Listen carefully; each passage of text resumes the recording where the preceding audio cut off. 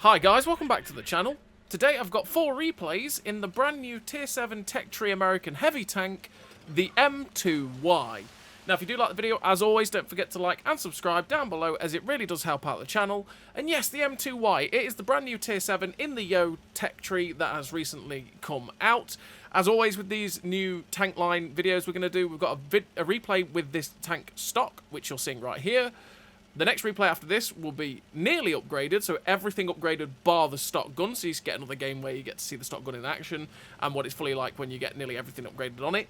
And then the last 2 replays will be showing off the tank when it's fully equipped and fully kitted out for your XP gains that you essentially get in the end. So, with the M2Y, I didn't particularly enjoy this vehicle, not gonna lie. It wasn't the most fun tank in the universe. It was a little bit sluggish and slow. Even though it's got 40 km/h top speed, it generally went about 35, which is fairly average for a heavy tank in general, I should say, which is okay. But it was a little bit sluggish with getting to that top speed at 40. The gun felt really derpy at times, which was a bit frustrating, in the fact that it misses shots that you sit there going, how did you miss that gun? Alright, sure. The view range is okay on it. The armour was really hit and miss. Sometimes it felt nice. Most of the time it got wrecked. And especially when you get the top turret on this vehicle, the cupola on top is a real pain, as it's very, very easy for most people to hit, and they will hit it and pen it. Which makes you go, okay, maybe the stock turret might actually be a better turret for the tank, but then you get worse in terms of your gun handling, DPM and all that good stuff, and your view range, which you kind of want. But there's trade-offs again. You might pick the stock turret just to have better chances of actually bouncing something. Because the armour on the turret is actually decent. It can bounce shots. As long as you're not taking on premium rounds from a tier 8 or standard or premium from a tier 9, you should be okay. But no, that's just the life of a tier 7. So when you're stock in the M2Y, you've got a 40 km/h top speed with a 15 km/h reverse speed, 550 horsepower engine, which is 13.22 horsepower per ton ratio, which adds to the reason that this tank is a little bit sluggish to get to its top speed. Not the best power to weight in the universe, and like I say, it is a bit sluggish to get to its top speed. 20% internal fire chances on the high end of fire chances, and generally it hasn't really been set on fire for me, so that's not too bad, but it is on the high end of fire chances. 26 degrees a second on the hull rotation speed is a little bit slow in turning. It might be one of those that instead of running the off-road driving to be able to get to the top speed a little bit easier, you might want to run clutch braking instead to try and get the track traverse to be better, because the track traverse isn't that good. Ground resistance is a 1.89 on soft, which is not too bad, but a 1.17 on medium and a 1.2 on firm is not too good, and you want to help that out because of that being that little bit poor, and that's with helping it out as well. So when you hit medium or firm terrain, your tank really does feel extremely sluggish. 461 metres of view range is decent for a tier 7 heavy tank. Means you can spot for yourself well enough on a ridgeline, and you can rack up some assistance damage in the M2Y. You've got 31.62 degrees a second on the turret rotation speed, which is faster than the tracks, and that is a nice thing for the M2Y. Or for me anyway, at least. You know me, I prefer the turret traverse to be faster than the tracks. 0.72 accuracy during rotation is okay. 2.49 accuracy during movement, though, is really not very good, and it means the aim circle does bloom out a lot. And that cupola on top of the M2Y, by the way, you're seeing exactly there why it's really a pain for the vehicle. We just managed to go through that guy fairly easily going through that turret. And this is with the stock gun as well. But yeah, 2.49 accuracy during movement is not very good, and it means the aim circle blooms out massively while on the move. And that means you've got to suffer the 2.21 second aim time, which isn't terrible aim time, but you will feel it because you have to wait for it to get aimed in to be able to hit the shots. And if it's one of those guns, again, that if you're not fully aimed, and it's ever so slightly not fully aimed, it will decide it wants to miss, which can be super frustrating for this vehicle. Especially with the top gun. The stock gun's not too bad for it, but the top gun especially, oh my lord. It just, yeah, if it can miss, it'll decide it's going to do it. You've got 10 degrees of gun depression, which is extremely flexible on a ridgeline, which is very, very nice. It means you will be very good on a ridgeline, and it's kind of where this tank wants to be, same as the whole rest of the line, to be honest, where you can go hull down, expose little bits of your tank, and then be able to slap them with your gun. You got 0.34 accuracy at 100 meters, which is fairly derpy, and you do feel that in the gun, that it can be that little bit annoying in terms of missing shots. 6.56 second reload is 2.2k DPM nearly, which is alright for a tier 7 heavy tank. It's not fantastic, it's also not bad. It's pretty okay for a tier 7 heavy tank on this stock 90mm gun. You've got 181 pen on the standard AP, with 218 pen on the premium APCR rounds, which is okay. It's not fantastic. It's also not bad. Again, there's a lot of tanks that do have about 175 to that 218, especially the Soviet vehicles, so you can make it work as a tier 7 tank.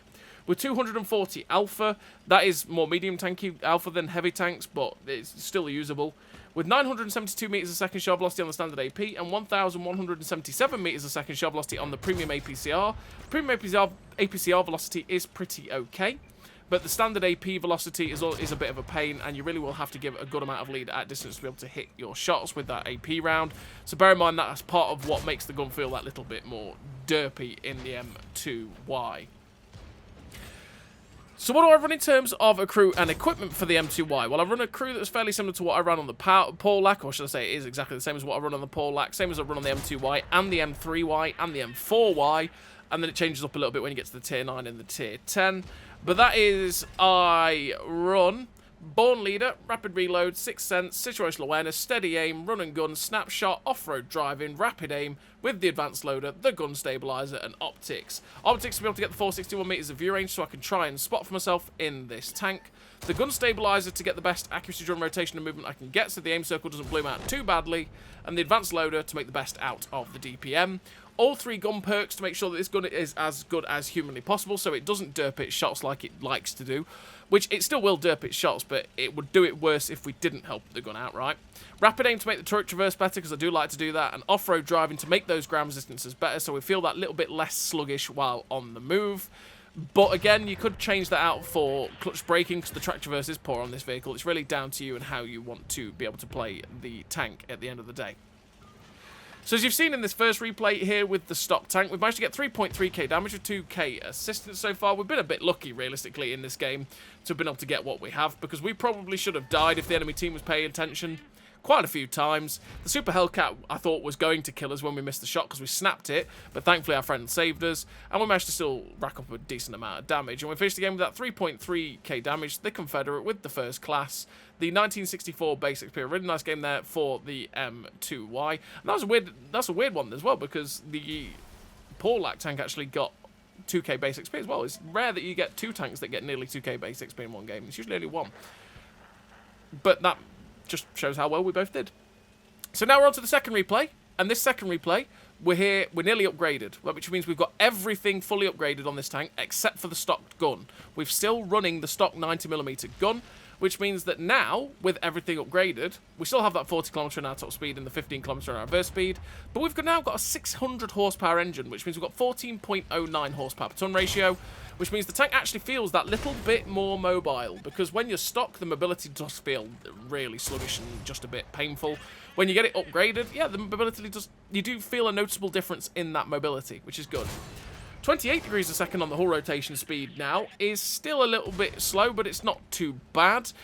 Again, you could make that better with clutch braking if you wanted to. 1.81 on soft, 1.09 on medium, and 1.1 on firm in terms of the resistances. Again, they're not too bad now, but we have had to help them out quite a bit to get them to that level with off-road driving. But again, it's the case that you could drop off-road driving for clutch braking if you wanted to quite easily. We've got 486 meters of view range, which is actually very, very good for this vehicle. Will really help you to spot out for yourself depending on the map you're on and rack up some assistance damage, and hopefully not be outspotted too easily as well. We've got 0.75 accuracy during rotation, which is ever so slightly better. Ever so. 0.02 better. With the 2.25 accuracy during movement, which is way better than it was. Let's say way better. It's 0.2 better. It is better than it was when we were stock. Wow, that went where it wanted to. Okay, sure game. But yeah, that means the aim circle doesn't bloom out quite as badly when you're fully upgraded on this stock gun as it did when you were stock, which is nice.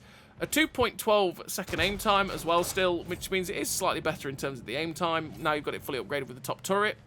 0.33 accuracy at 100 meters. Again, it means the gun's slightly more accurate now you've got the top turret as well, which means the shots generally will hit the mark. A 6.56 second reload is nearly 2.2k DPM still, which means that you still have a similar DPM as to what you had on this stock gun when you were fully stock. So that doesn't really improve, to be fair. Still, like I say, it's decent DPM for a tier 7 tank, but it's not going to set the world alight. But generally, this gun is fairly derpy, and it can just be properly frustrating. And you're going to see that a little bit or you have seen that a little bit in this game here on Campbellberg.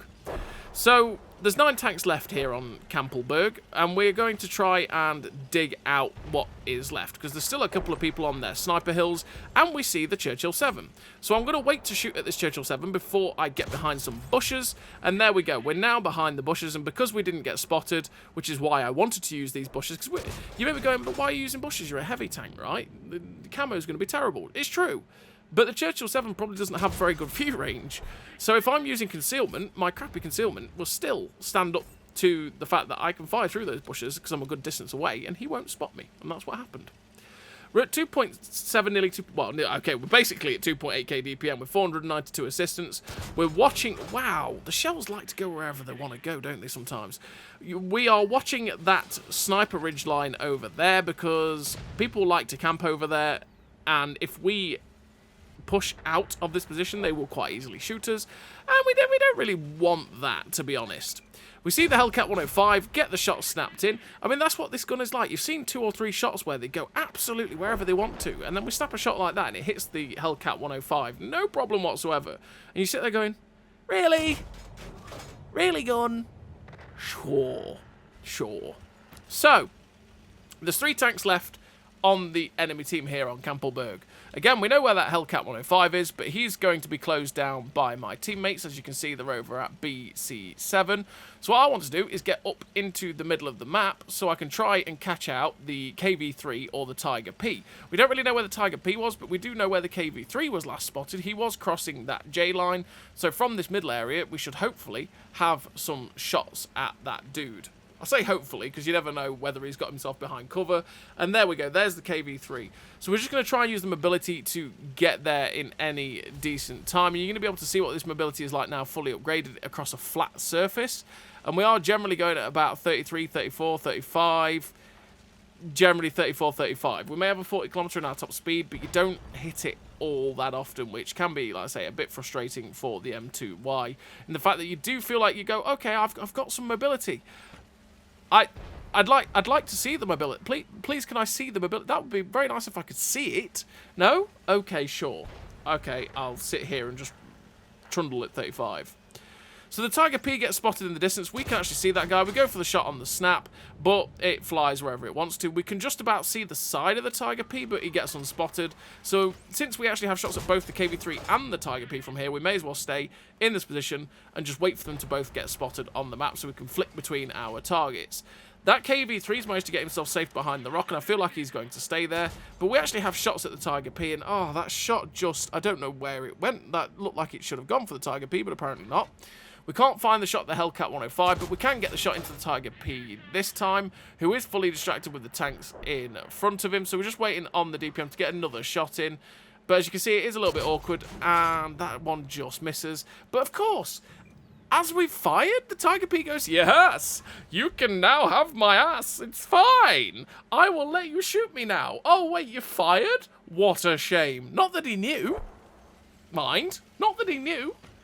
It's one of those moments where it's sod's law, right? Where the game just goes, yeah. Or the person just goes, yeah, I'll just pull back now. You fired. Now is the opportunity to pull back. I didn't know you'd fired, but we'll go with it. So we're just going to pressure the last tank alive. It is the Tiger P. So we're aiming up this shot. Going for that cupola. It ricochets. And he just gets the shot straight through. But he's tracked now, so we should get the shot into his side, which we do. And I think 293 hit points. He's got 280 alpha. He has to high roll to kill me. So I'm going to wait to put a shot in. And of course, he does high roll and kill us. Because why wouldn't he? And sadly, we end up getting shot down. But we do finish the game with 2 kills, 3.7k damage, the 492 assistance, the high caliber, the Confederate, the second class, for that 1653 base XP. Pretty nice game there for the M2Y, but we were in a good matchup while we were nearly upgraded there with the stock gun, but everything else fully upgraded. And like I say, that gun actually wasn't too frustrating with the misses it had. It did miss shots that you sat there going, really, gun? Did you have to miss that? But it wasn't that horrific for it. This gun, however, when you are getting it fully upgraded, is a royal pain. It is a royal pain. It's one of those guns that I have very little faith in, because it just finds ways to miss. Now, it is quite nice to be able to put the shots in consistently with the DPM that it gets, but it's only a little bit better than the stock gun in terms of that DPM. And like I say, if it can find a way to ricochet, find a way to just not pen, it will. And yeah, it's super, super annoying. But the penetration is pretty decent on it. So you've got this top 90mm gun now. And it's got a 0.72 accuracy during rotation with a 2.14 accuracy during movement. So the accuracy during movement rotation is better than the stock gun, meaning it doesn't bloom out too badly at all. It's shots like that where I sit there going, where did that go? What was that gun? But yeah. The accuracy during movement and rotation is pretty good, which means that the gun doesn't bloom out too badly. I mean, it doesn't take too long to be able to actually get the shots down range. You still have a 2.12 second aim time, which means that it still takes a little bit to get it fully aimed, but it's not terrible. You've got a 0.32 accuracy at 100 meters, which means that it should be accurate, but like I say, it likes finding ways to miss. You've got a 6.42 second reload on this gun, which is 2.2k DPM, or 2,244 DPM to be precise, which means it is better than the stock 90mm, but only just. You got 202 penetration on the standard AP, which is fantastic. 242 penetration on the premium APCR. Again, that was a terrible shot, by the way.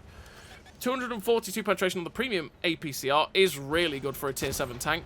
It means you don't really struggle to pen most vehicles you're going to face. 900 meters as a second shot velocity on the standard AP means that the gun does feel a little bit derpy. Now, that was a bit of a snapshot and a little bit of a chancy shot, but that didn't really go where I wanted it to anyway. Even if it had gone over the ridgeline, it still hit the ridgeline somehow, but yeah. The shot velocity on the standard AP is below average at that 900 meters a second. It means you have to give a lot of lead at distance to be able to hit the shots with the standard AP. 1,150 meters a second shot velocity on the premium APCR, though, is quite nice, and means that you will feel a massive difference in the gun handling when you fire APCR, because that shot velocity is pretty decent. It's not fantastic shot velocity, but it is pretty decent. Really?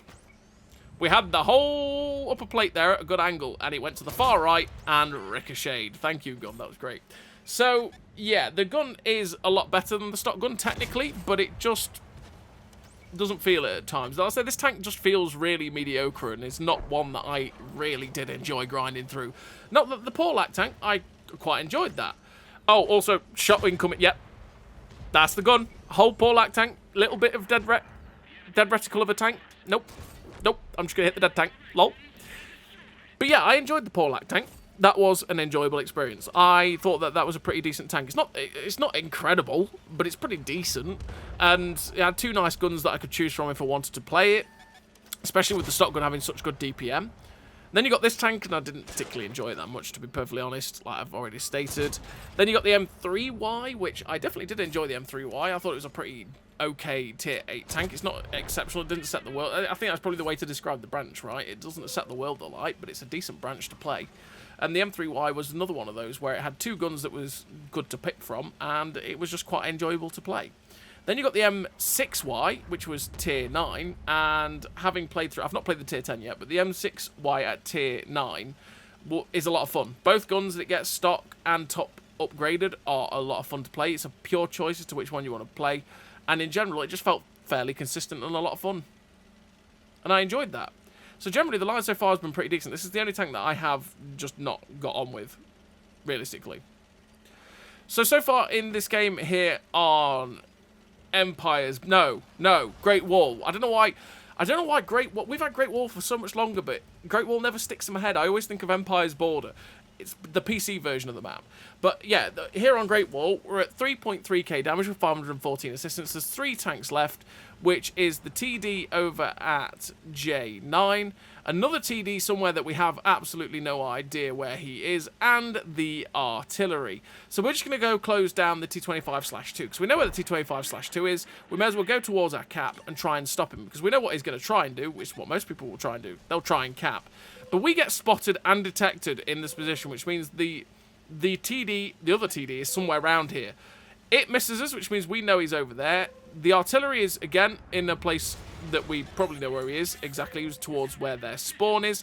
He does end up hitting us, but with the shot flying in from whatever that TD is over there, we can't go progress towards the T25/2 anymore. We're just going to die and bleed hit points. So we're going to go try and close this TD down.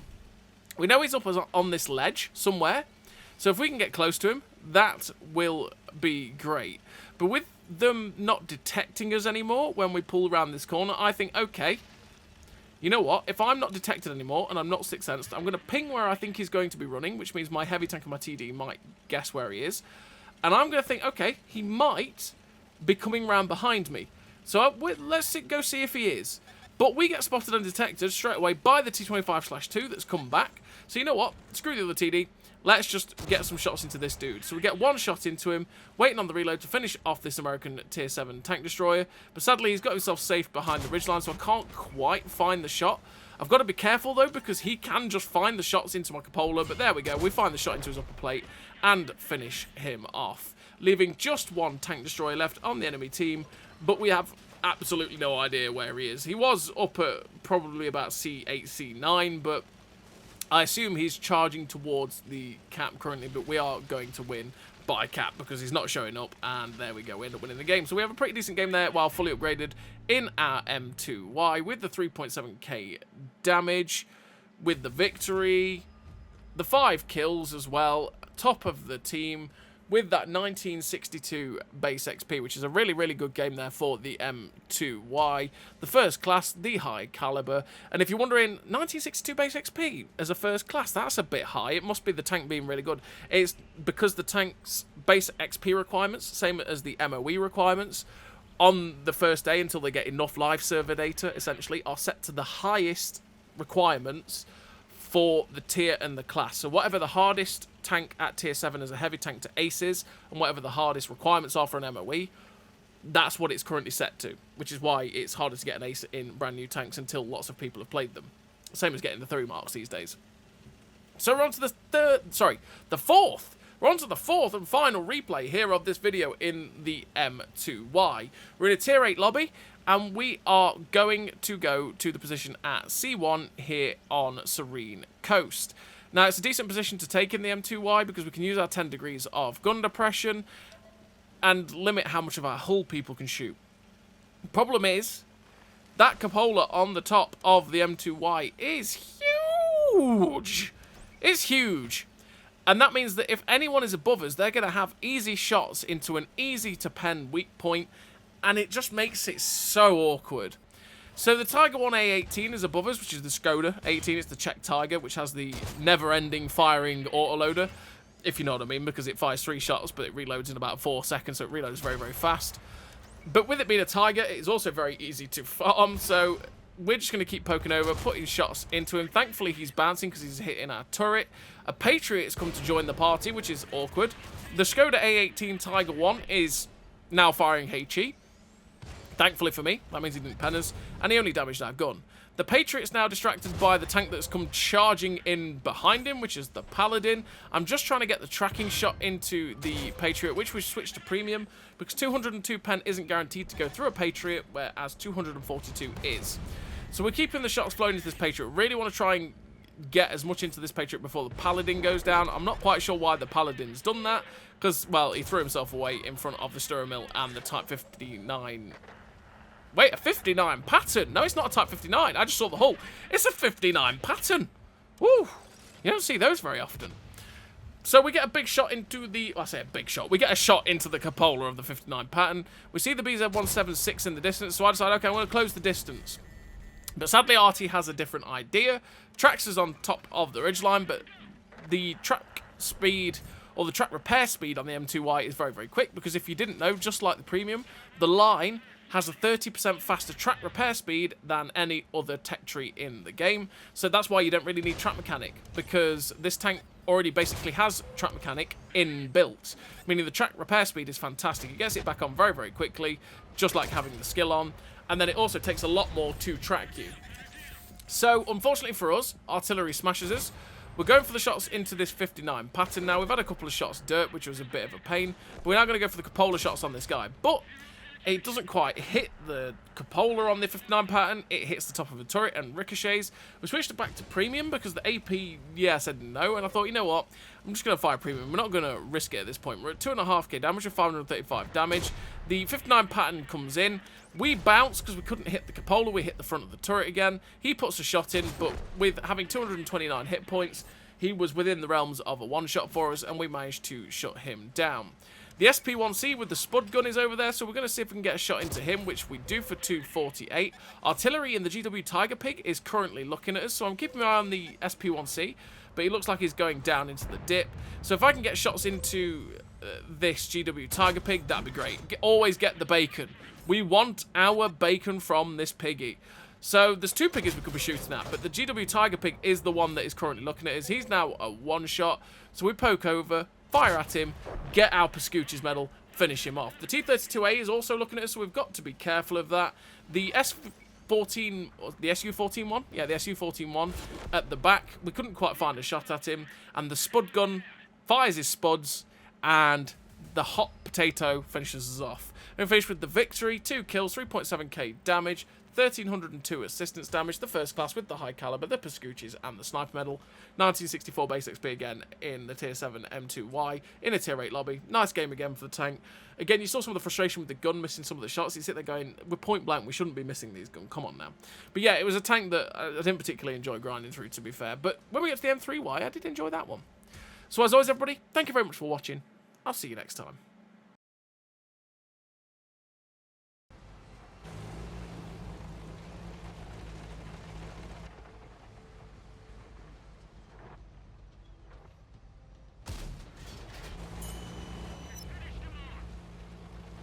A great success!